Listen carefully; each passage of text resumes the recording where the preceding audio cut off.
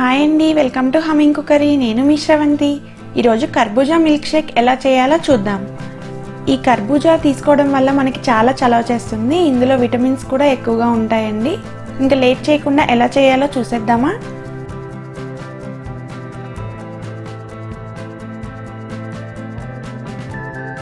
దీనికి కావలసిన ఇంగ్రీడియంట్స్: కర్బూజా ముక్కలు, పాలు, షుగర్, చోకో సిరప్ ఆప్షనల్ అండి.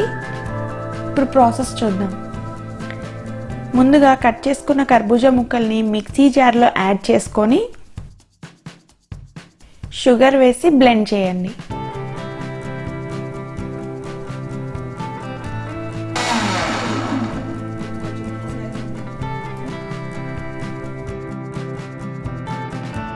ఇప్పుడు ఇందులో మిల్క్ యాడ్ చేసుకొని ఇంకోసారి బ్లెండ్ చేయండి.